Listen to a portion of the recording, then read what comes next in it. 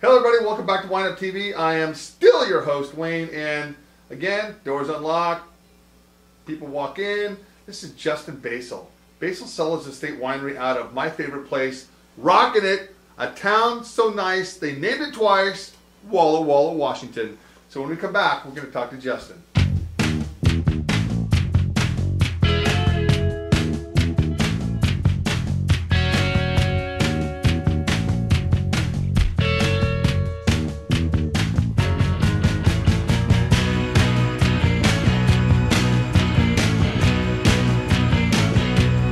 Hey everybody, welcome back. All right, this is Justin from Walla Walla. Pretty much grew up on a farm in Walla Walla, outside of Walla Walla, no? Yeah, that's south end of town, so... South end of Walla Walla. Yeah, so almost the Well, Oregon rednecks State, live, right? Oregon State border. So we actually, where I grew up on my family's farm, basically state line road. So, you know, we do the thing as a kid, ride the bikes halfway down the road, Oregon, Washington. So it's a pretty neat area to grow up in, though. So. Sure. Well, this guy walked in the door and he's got a suit on. He's got these. Show him the killer cowboy boots, dude. Look at those things. Those need some jeans. So, anyway, okay. So you were basically making wine when you were like 16. Well, not making it, but in the wine biz. Yeah, sort of. When I was about 11, 12 years old, we Back in the day. Yeah, we planted our first vines. I was born in '84. I'm 26 years old now. And we planted our first vines. I was 11, 12 years old, so you know it was chores to get out there, to actually plant the vines, to be out there. We worked with the crew. It was great. My dad came from a construction background, so instead of doing the straightening of the rows with strings, which is pretty common, we actually had to go out there with survey equipment and laser sights and actually get it to perfection. So it was sort of fun. Hated it at first. Now I've learned to love it. It's nice growing with the vines because you understand them more. Dude, you grew up there, and that's just one thing, everybody. Here's a guy who lives, breathes, drinks, makes, and grows wine. And having grown up there and knowing and seeing this little area, about the year 2000. Walla Walla went from a place that was kind of obscure to wham! It's a place where you can grow almost anything because it's all controlled by irrigation because it's high desert, pretty much.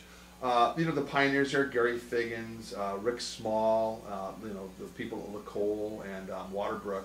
Those are like the pioneers. And then all these other people sprouted up. Tell us a little bit about how much property you farm and what varietals you can expect when people come out and taste your wines in Walla Walla.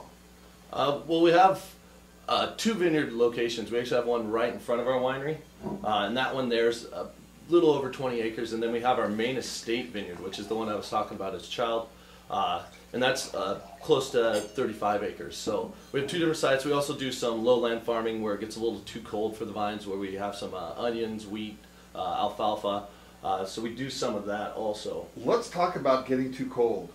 This year, in November, they had a very unusual freeze. The thing that Walla Walla or the high desert struggles with, and it's about every 7 years, they say, roughly, you can have a really deep freeze. And what happened is the grapes of 2010 you just harvested them, and before they can go into their dormancy period where they can sustain that freeze, they got hit with a freeze. Which means the fruit for this coming 2011 vintage will be... sorry. Missed it. Be kind of lower. Yeah. The fruit will... You were talking earlier that the freeze of 2011 is going to make the fruit for this coming year. Oh, yeah. Sorry. So I was still thinking, you started talking about this subject that just gets my head spinning. It's all right. He's young. Yep. He's trainable. So, you had the 4. You're talking about the 7 years sort of span. The 04 was really bad. This year, yeah, the quality is... The stuff that we're going to get could be possibly really high quality because it's going to be low yields. And most of the valley shot. It's going to be the areas with the good air drainage that are actually going to have a chance. But our low-lying areas, the stuff right in front of the winery, it's basically done just because of that. The plants were in the dormancy as you're speaking about. And then we get that cold weather. We were 0 degrees there for a couple hours. That's in November. Yeah, that's in November. That's pretty rare. Very rare. Very rare. So.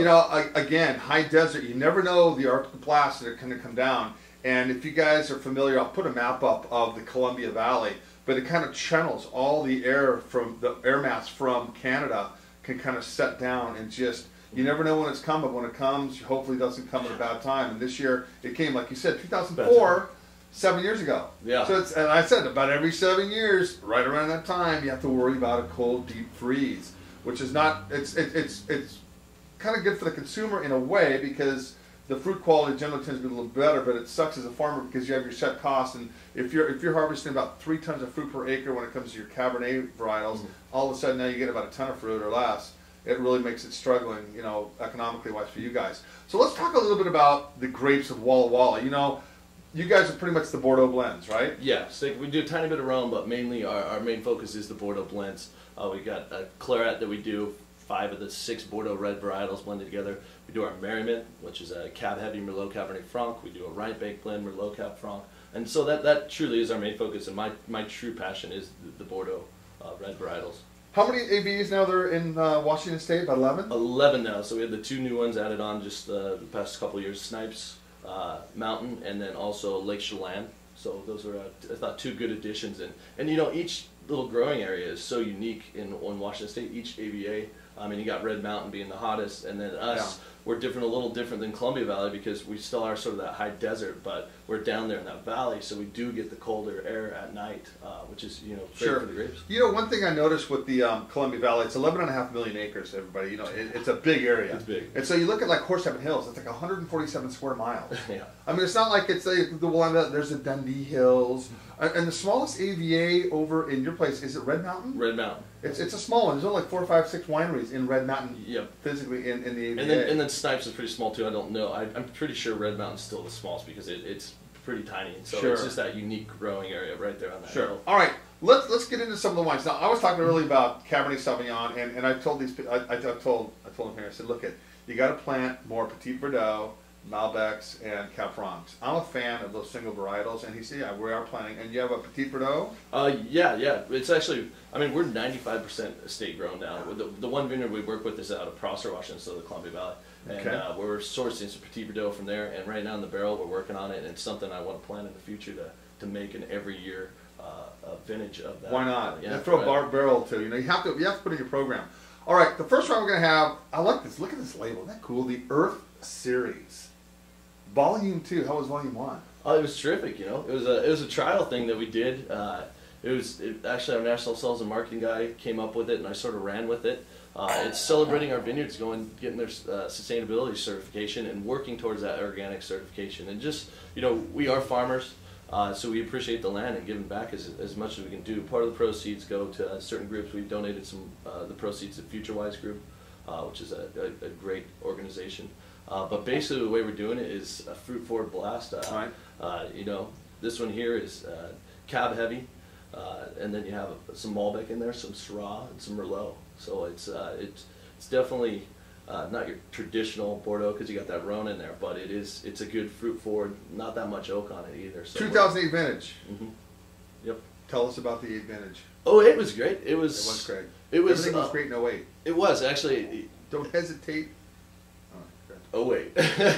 No, actually it was funny. Going through the program at the Walla Walla Community College, I started to learn that some of the guys in the valley, they're great marketers. You know, this is the best vintage. This is the best vintage. Truly 08 is a great vintage. 07 was great also, but 08's the great, don't hesitate, as you would say. Yeah, before we break out in a rap song here. This is $16.99 a bottle, and it's, what's the case production on this? Right around 1,400 cases. 1,400 cases. So it's a real easy on the palate. It's fruit forward. It's got that dustiness to it that I like. You know, in Napa, there's the Rutherford growing region right in the middle of Napa, and they have this society, the Rutherford Dust Coalition, and this is really dusty. It's got that. It's got a beautiful, really heavy on the dark fruits, but it's got that nice round tannins to it, and just a great mouthfeel. Go ahead.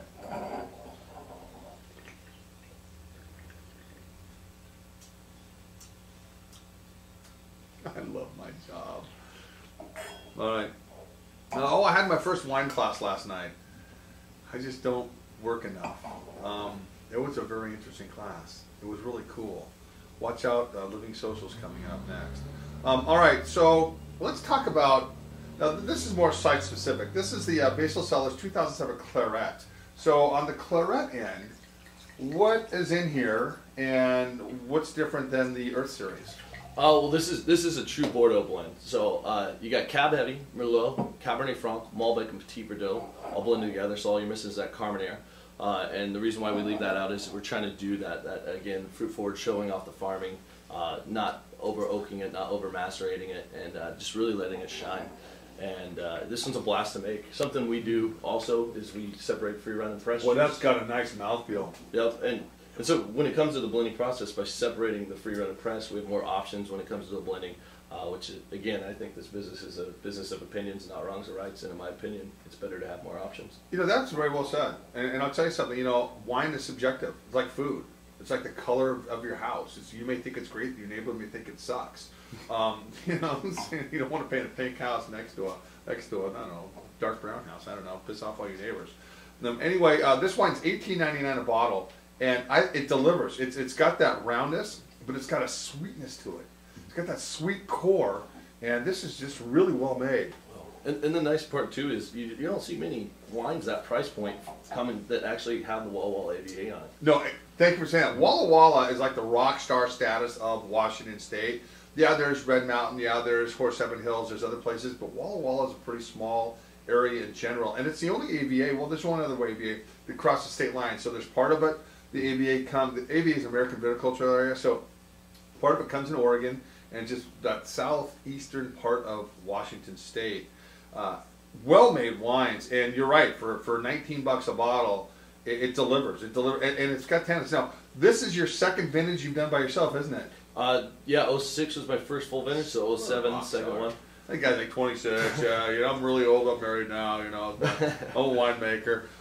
Which is it says a lot about your talents and your abilities to put what you get every year as fruit into a bottle, because apparently you know how to grow grapes and make really, really good wine. When you talk about your Cabs, your Merlots, your Petit Verdots, what kind of tonnage are you looking at? The most we're basically doing on tonnage in our vineyards is 3 tons per acre, and lately with the cold weather we've been having the past couple of years, we've been even lower, which, you know, then the plant has more energy to put into those few clusters, which actually isn't a bad thing. No. It's nice, you know, and that's the one thing about having your own vineyards is you control your own destiny, which is nice. So. No, and this is the Claret, so it's a blend. It's a Bordeaux blend. Yeah. Okay, now let's get more specific, right? This is the Basel Cellars 2007 M, as in money, Cabernet Sauvignon. And this, tell us about this wine here. So look at the color. Nice extraction on this wine. Yeah, so we do 2 different Cabernets. This is the one I call the American style Cabernet. What's the M for? The M stands for one of the vineyards we were working with on it is Mirage. One of our good friends and neighbors, Tom Walser, was managing the vineyard at the time, and we were looking to get some different fruits, source some different fruit. These wines are just like unctuous. They're great on the nose. Well, yeah, so we went with it. And, this is $21.99 a bottle for the M, and still for 20 bucks, 21 bucks for a Napa Valley Cab. Excuse me, Napa Valley. Whoa, wow. I'm filming in Napa in a couple weeks. I'm thinking about all the people that are contacting me already. It's crazy. My world, it's crazy. For Walla Walla Cabernet, it's beautiful wine. Thank you. Well, you know, it's something we really put in on is the farming. The farming's the most important part. You got good fruit coming in. I think it's a lot easier to make good wine. How much new oak is on this one? We're only running about 25 to 30% new oak on that. Splash of American, mainly French, and then the rest is all neutral. We have quite a few neutral barrels at the winery. You know, being a winemaker and having access to a wealth of knowledge from all your neighbors who make wine, and dealing with different oaks. You know, obviously there's a difference between American oak and French oak, and different cooperages. You know, different toastings, different species of oak trees. I think it's nice, and nothing's ever going to be the same. You know, you have your own flair when you're making your wines, and you make them how you want them to taste, and you're going to get a fan base based on those wines. Not everybody's going to like everything, and that's the neat thing with wine. Because I always tell people, the more wines you try, the more wines you're going to like, and that's just the bottom line. And now this one here for $21.99 a bottle, it's great wine. All right, let's go. This must be the big dog then, right? This is the estate. Yeah, so this one here, estate grown, so right on our Pheasant Run vineyard, one of the higher vineyard locations that we have. We have about 5 blocks of Cabernet there, and separated in about half-acre blocks. And this one, yeah, a little more oak on it, a little bigger. Still not a huge wine. We try and make them food friendly, so nothing overpowering, but still can hold its own. And that's sort of what we shoot. We're big foodies too, so we don't want to ruin the meal, you know, with a huge glass of Cabernet before. Wow, you can lay this sucker down for about another 5, 6, 7 years. This has got the tannins, good acid. This has got great fruit. You know, I'm excited about tasting these wines, and you know, not the first couple, but the last couple in the next 5 to 7, 10 years. The problem with old wine is you have to just put it away and forget about it. I mean, literally forget about it. Having a cellar is great. Laying things down is patience. You know, the only way these wines are going to really show. And again, you know, I open the wines up, we pour them. They haven't had really a chance to breathe. You know, if the wine's not breathing, give it mouth to mouth quick. There, the wine's breathing again. But I think it's important to let wines air out and just to kind of let the oxygen do what it needs to do and to make the wines more round and supple. Now, all right, Justin, tell me about the Young Guns. Oh, gotta hear this, guys. This is pretty freaking cool. So yeah, we've been working on this for about a year. Formed this wine society called the Young Guns Wine Society. We have our webpage. Do you guys let old guys get in there or no? We want to start a alum program. So it's for everyone. It truly is. But you know, there's a bunch of young winemakers in our area, all around the Northwest, Northern California, and no one's ever sort of gotten everyone together. And that's sort of what we want to do is bring the next generation of winemakers together, you know, so we can showcase what we have, sort of define our own generation, and it's a pretty fun deal. I think Justin says it all. You know, there's a bunch of people going to school at UC Davis or Chemeketa Community College or Oregon State, degrees in viticulture, enology, whatever, or some people that are self-taught under some amazing mentors, like you have been. I think it's kind of cool. At the end of the day, yeah, I suppose you're all competing for the same dollar.